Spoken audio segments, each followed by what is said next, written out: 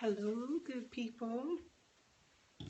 I hope that you are doing very well. I know that it's a lot later than I'm normally broadcasting, but I am glad that you all have joined me tonight. Today we are going to discuss butters in soap making. So first, my name is Shelley Moise. I am the owner of the company Noelle's Garden Bath and Body, where we make bath and body products that I have behind me. We make soap and body butters and lotion. We make bath oil, sugar scrub.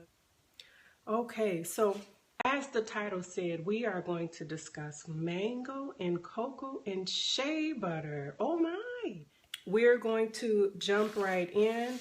Earlier in the week, we discussed the chemistry of soap making. We talked about from a chemistry perspective how soap is made. We talked about lather. We talked about the benefits of handmade soap versus store-bought soap. And then we progressed and we talked about soft oils in soap making, the coconut oil, even though that's a hard oil. We discussed coconut oil, avocado oil. We discussed castor oil and olive oil. And then we discussed hard oils. So we discussed tallow, we discussed lard, we discussed palm, and kind of the controversies around those three oils. Then we took a break yesterday. We made some lotion, and today we're back at it. We're going to discuss our butters.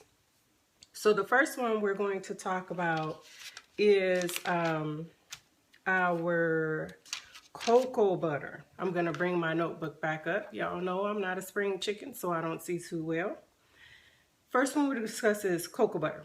The inky name, the scientific name for cocoa butter is sodium cocoa butterate, Butterate. Remember when we discussed that chemistry side of it, we talked about the sodium salts and how each oil, the soap then becomes the salt of that oil. So the portion in chemistry that makes soap soap is the sodium hydroxide, is that salt. So then because we've changed now from cocoa butter to cocoa butter with lye, its new name is now sodium cocoa butterate. Its saponification value, we talked about that earlier this week. The saponification value is the amount in milligrams of lye that it takes to saponify your oil, grams of your oil. So the saponification value of cocoa butter is 0.137. So cocoa butter is a fat that comes from the cocoa bean, right? Comes from the cocoa bean. It is the fat that is used in chocolate. It isn't a butter in a traditional sense of that kind of smooth, buttery consistency that we normally think of when we think of our butters in soap making. But it is considered a butter nonetheless. It is normally offered in two forms, which are deodorized and natural. So I'm going to show you the cocoa butter, some unrefined cocoa butter. See how it's kind of yellow in color? And these are in pellets, so they're easy to melt down. And if you smell them, it has a very distinct cocoa smell to it, a very strong cocoa smell to it. Now you can get cocoa butter in its natural form, or you can get it in a refined form. I don't need to open this, where it's more white in color. And it has virtually no scent to it either. So you can get it in those two forms, in deodorized or natural. Cocoa butter is an allergenic. So you do find people that that have allergies to cocoa butter On my products that I make with cocoa butter, I do place a warning label. Let me see if I have a product with cocoa butter. On this product here, I just have a warning that says warning contains nut oils. And then on the opposite side, I have the ingredients listed. So it does, cocoa butter is an allergen, and that's just something to know if you sell products or even if you make products as gifts, to make sure that people are very well aware that that your product has cocoa butter in it. Cocoa butter is considered a brittle oil. We have soft oils, hard oils, but cocoa butter is considered a brittle oil, which means it is extremely firm. When we discuss shea butter and mango butter, those butters are kind of a nice buttery consistency. You can squish it with your fingertips, but cocoa butter is extremely firm. It's what's called a brittle oil. That's how hard it is. So it's brittle at room temperature, and it does not melt when it touches your skin. Cocoa butter is reasonably available. You can usually find cocoa butter at a health food store or someplace like that. However, it is widely available in soap making stores. It's easily to be found. It's a commonly used ingredient because it is rich in vitamin E. So it's a commonly used ingredient in soap making stores. So if you are a soap maker or if you are a lotion maker into cosmetics, I would definitely suggest going to a store that specializes in cosmetic ingredients instead of buying from like your local health food store. You're just going to pay far, far, far more per ounce for cocoa butter in your local health food store than you would if you bought it online. So it's reasonably, again, inexpensive if purchased at a store made to sell cosmetic ingredients. It has a shelf life of 2 to 3 years, so it lasts forever, good long shelf life. It's mildly gentle in soap making. It's not harsh. It's mildly gentle. It's not as gentle as something like olive oil would be, but it is mildly gentle. Medium conditioning. It's not harsh in soap like coconut oil is. We know that coconut oil, although coconut oil in itself is very nourishing, coconut oil in soap is very harsh. So certainly cocoa butter is nowhere near as harsh as coconut oil is, but it's okay. It's mildly conditioning. It has a distinct chocolate smell. So if you are buying cocoa butter, you want to make sure that you're looking for something that is refined, or you are aware that it is going to have a strong cocoa fragrance to it. And that's what it is. It's extracted from the cocoa beans. So it has a beautiful chocolatey smell to it. But if you're making something that smells like roses, then you might not want something with a chocolatey base to it. In soap making, depending on how much cocoa butter you use, that cocoa smell will carry over into your soap. So it's just something to be kind of aware of, that unrefined cocoa butter does have, and it doesn't even have a mild scent, it has a strong cocoa smell to it. If used at 100%, which I would not recommend, then it has small, tiny, stable bubbles. So its lather is quite poor when used at 100%, but when used in combination with other oils, it helps to make a stable lather. So when it's used in combination with something like coconut oil, it helps to stabilize the lather that coconut oil produces. Depending on its color, whether you get refined or unrefined, it can be difficult to color because it can be so yellow. It can leave a yellow tint to your soap. So also consider that when soap making. Like I said, you can soap with cocoa butter up to 100%. However, it is generally used at 25% or less. And if used more than 25%, it contributes to a brittle and cracking bar. So you want to make sure that if you're using cocoa butter, that you are using an amount that is very well balanced with your soft and hard oils.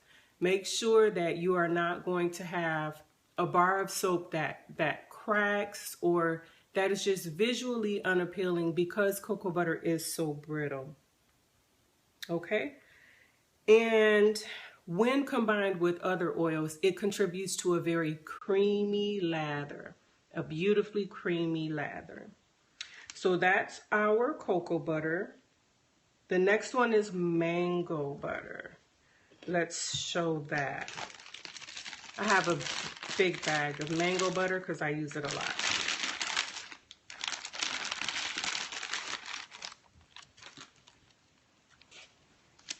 Mango butter is white. Uh-oh. And it looks yellow because of the light I have above me, but mango butter is white.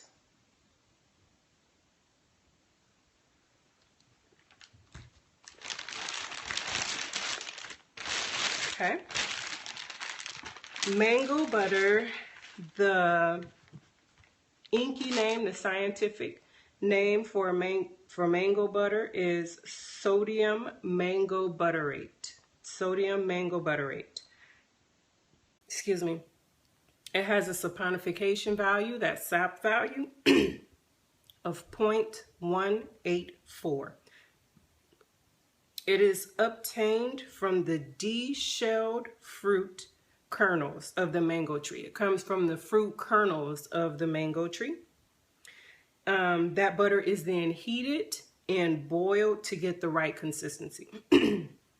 Mango butter is solid at room temperature, as you just saw. However, it melts when it comes in contact with skin. So it doesn't have a very high melting point. It's just solid enough to be firm. It is to a point where it is hard enough to a point where you can crush it and kind of mush it around, smash it a bit with your fingertips. It's not a brittle oil like cocoa butter is. But it does melt when it comes into contact with your skin. Mango butter is mildly allergenic. You don't hear a lot of people say, oh, I can't eat mangoes because I'm allergic to them, or I have issues with mango butter. You don't really hear that a lot. So it's mildly allergenic.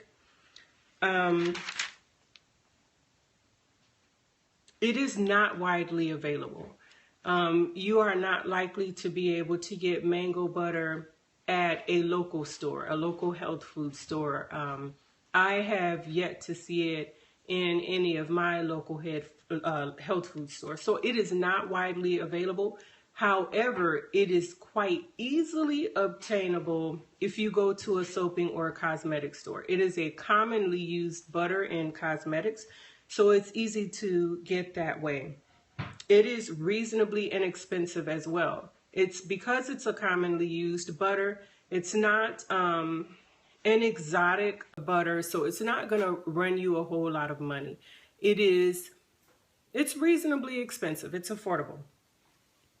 It has a shelf life of 1 year, and it is somewhat mild and gentle. Again, it's not your olive oil, but it's not your coconut oil either. It's still going to be pretty mild and gentle in soap making.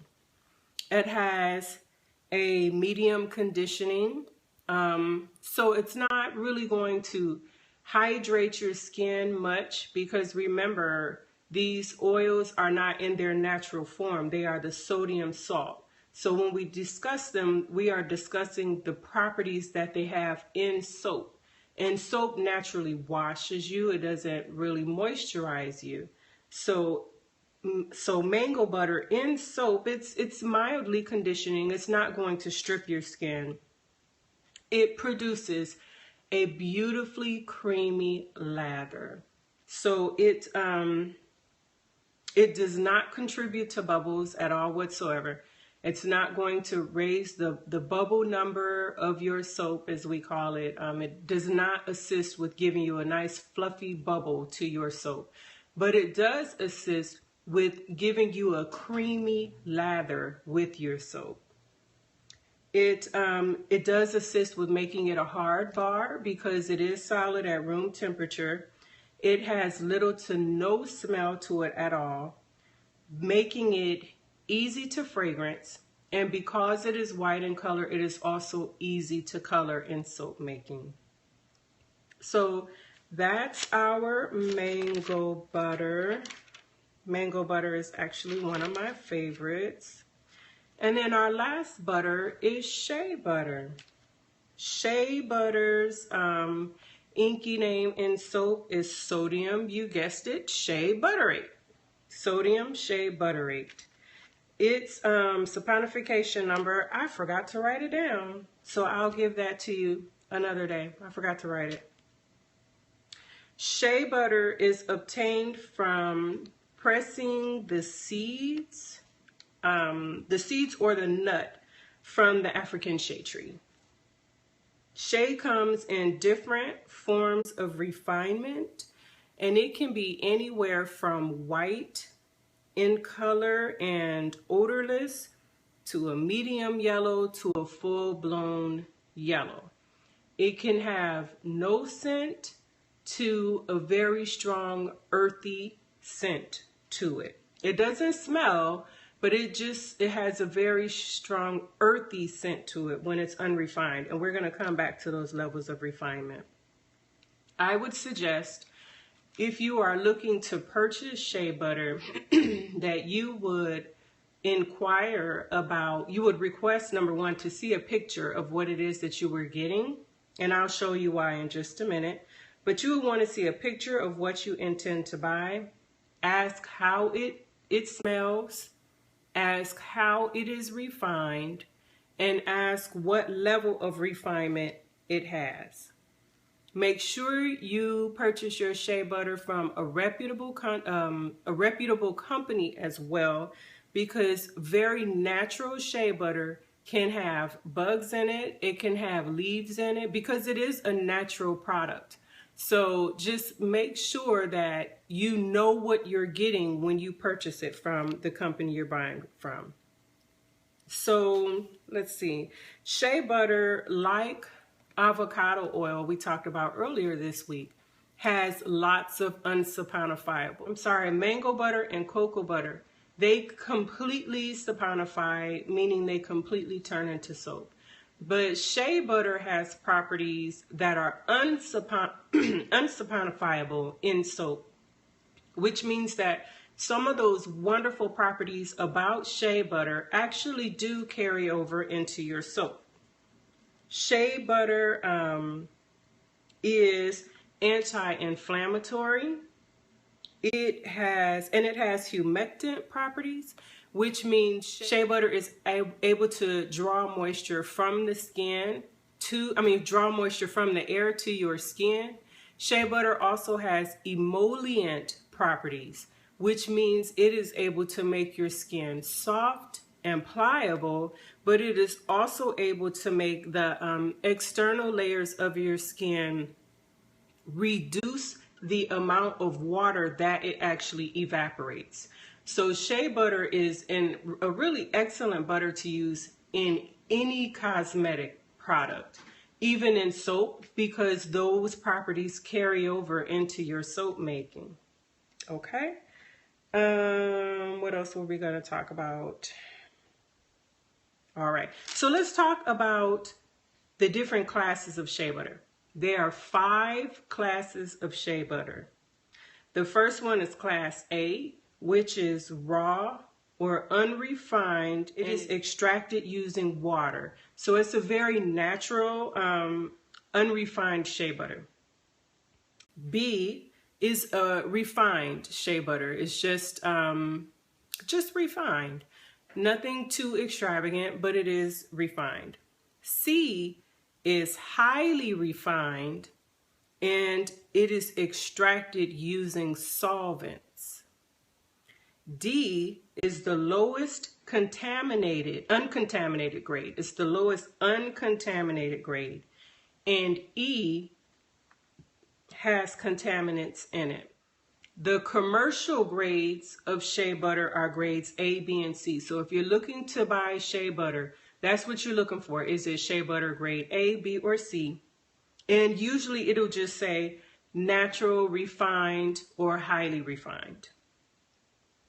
And then one thing before I show you my shea butters that I have up here, one thing I did want to note is that during the process of refining your shea butter, specifically class C, which is highly refined, up to 95% of the vitamins and the nutrients are removed during that refinement process. So it's worth it to know that if you are using shea butter and you are a fan of shea butter, when you use the highly refined shea butter, you're using a shea butter that can have up to 95% of its goodies removed. That's the whole reason we use shea butter, right? We use shea butter because it is so wonderfully great for your skin. And that's kind of the dilemma when it comes to cosmetics. Do you want to use the shea butter that is natural, which is beautiful? It's the one that we want to use. However, it has color and it has a scent to it. So if you're making a body butter that you want to color pink and you want it to smell like strawberries, well, it's going to be difficult to do that if you're using an unrefined or a natural shea butter. However, if you go with your highly refined shea butter, it will be white, but then you don't really get all of those benefits that we want from shea butter. So it's kind of something that you have to consider when you're making products.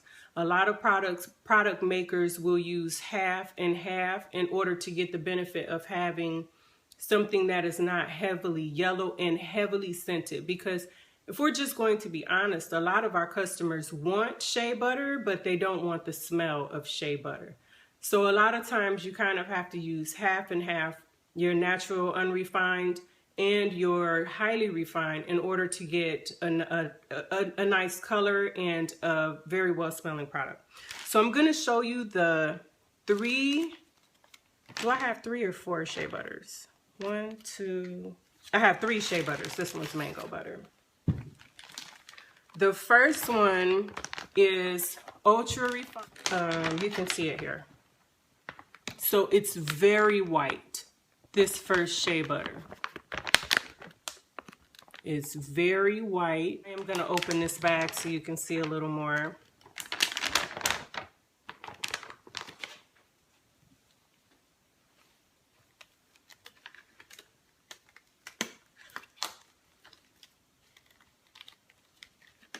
My glove isn't all the way on, but I just want to be able to lift a piece of shea butter out so that you can see it. Again, this is highly refined shea butter. It has very little scent to it. Very little scent to it. This next one is Shea Butter Natural.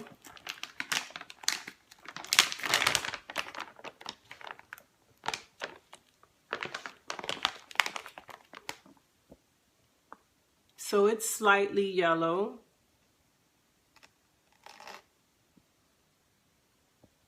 It's slightly yellow. And it has, it smells like shea butter. I won't even say that it has a light scent. It smells like shea butter, what you would expect shea butter to smell like. This third one is also natural shea butter, but you'll see that it has a very different color than either the first or the second. See how yellow that is? That's really yellow. That's really yellow.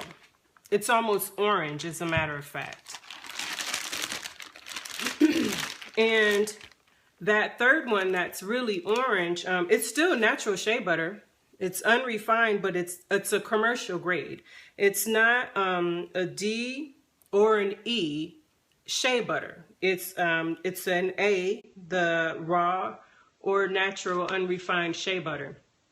And that's why I said it's really important when you're going to buy shea butter that you, one, buy from a reputable company, and this is from an extremely reputable company, that you buy it, but that you request to see a picture of it first so that you know what color shade to expect when you order it. One last, oh, no, we're not at our last thing. So one last note really that I want to discuss with shea butter is that shea butter has been linked to natural latex, which means a lot of people that have latex allergies cannot use shea butter. So that's just something to kind of be aware of. When I looked for research on that and a little bit more, what I found was that it can be linked. Some people reported having problems, but then some people reported having no problems. So it's kind of mixed information right now, whether or not shea butter does trigger a latex allergy. And I think what happens is during the refinement process, a lot of that latex, the latex properties are removed, and that's why people are getting mixed information about it. But it's just something to know that that shea butter is related to latex and its allergies. Okay, so our properties of shea butter in soap making. It is allergenic. So lots of people have shea butter allergies, right? Lots of people do. So it is allergenic. It is solid at room temperature, and it does melt when it comes into contact with your skin. It's reasonably available. You can get shea butter at your local health food store. You can get it generally at your mall, someplace reasonably available. However, it is far more expensive that way.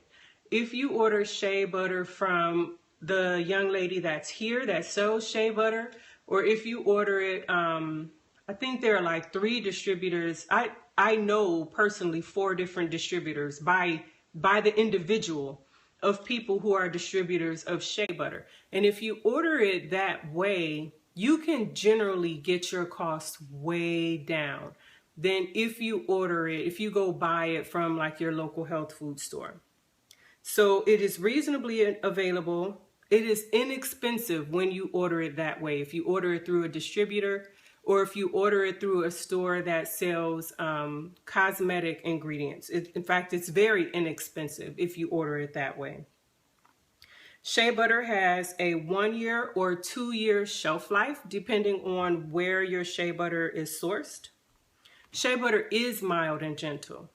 It is. In soap making, it produces a very mild and gentle soap that leaves your skin, again, feeling very soft, because that's what shea butter does. And again, because it has non-saponifiables in it, not the whole substance, not all of it converts into soap. So part of what you get with shea butter is what you end up with in the bar of soap. It has a medium conditioning. It's not going to leave your skin feeling dry. It produces a creamy lather. It really adds a very, very nice, like mango butter, it adds a very nice creaminess to your lather in the finished bar of soap. It does add to hardness, but not very much. Shea butter is not a very hard oil, but it does add to hardness because it is hard at room temperature. But it does not contribute to bubbles. Some oils can kind of support lather. They enhance lather. Shea butter does not contribute to lather at all whatsoever.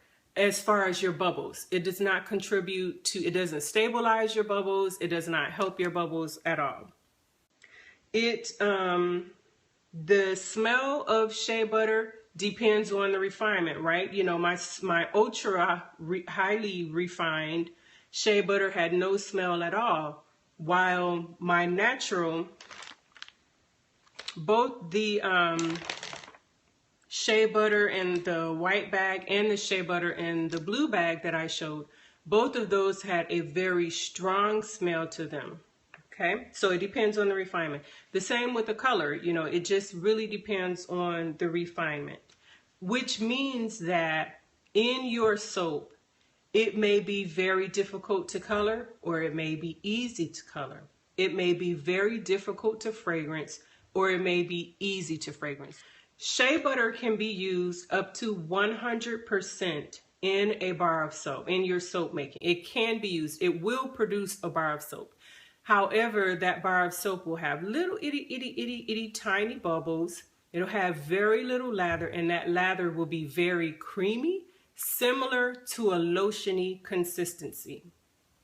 That's what your lather would look like. So generally, people will use shea butter at about 20% or so in soap making. And that is what I have today for our mango, cocoa, and shea butter. Oh my! That's what I have. Tomorrow, we are going to discuss additives in soap making. So we'll be discussing our milk, honey, oats, and then we're going to discuss fragrances briefly and colorants in soap making. Do stay tuned for that. I hope that you all have a fantastic Saturday evening, and I will see you tomorrow. Goodbye now.